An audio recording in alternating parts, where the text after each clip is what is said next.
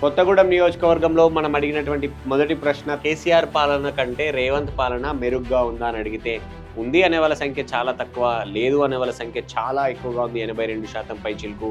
ఇప్పుడే చెప్పలేమనే వాళ్ళ సంఖ్య 3.44% మాత్రమే. నెక్స్ట్ క్వశ్చన్కి వెళ్దాం. రేవంత్ పాలనకు మీరిచ్చే మార్కులు ఎన్ని అని అడిగితే 25 మార్కులు ఇచ్చే వాళ్ళ సంఖ్య 6.89%, 50 మార్కులు ఇచ్చే వాళ్ళ సంఖ్య 82.75% అయితే 75 మార్కులు ఇచ్చే వాళ్ళ సంఖ్య 10.34%.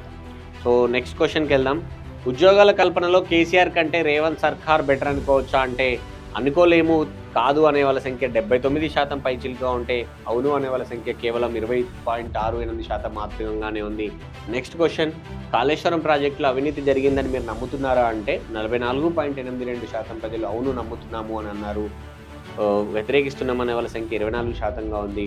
కాంగ్రెస్ ప్రచారమే అనే వాళ్ళ సంఖ్య 31%గా ఉంది. అంటే ఓవరాల్గా కాళేశ్వరం ప్రాజెక్టుకి వచ్చేసరికి పీసీ ఘోష్ నివేదిక కావచ్చు, కేసీఆర్ అరెస్ట్ అవుతారా, దాని మీద చర్యలు ఏంటి అని కేసీఆర్ హైకోర్టుకు వెళ్ళారు తీసుకోవద్దని. సో ఇలాంటి అనేక అంశాల నేపథ్యంలో ఈ ప్రశ్న అడగడం జరిగింది. ఎందుకంటే 2023 అసెంబ్లీ ఎన్నికలకు సంబంధించి ఈ కాళేశ్వరం ఇష్యూ, కాళేశ్వరం కూలేశ్వరం అయింది, కూలిపోయింది, 1,00,000 కోట్లు నీళ్ళలో పోసినట్టు అయిపోయింది అని ప్రచారం చేశారు కాంగ్రెస్ పార్టీ. సో కాళేశ్వరం వల్లే తెలంగాణ బాగుపడిందని బీఆర్ఎస్ ప్రచారం చేసింది. సో అలాంటి ఇష్యూకి సంబంధించి 2 సంవత్సరాల తర్వాత ప్రజలు ఏమనుకుంటున్నారు అంటే కొత్తగూడెంలో నియోజకవర్గంలో ఇది పరిస్థితి.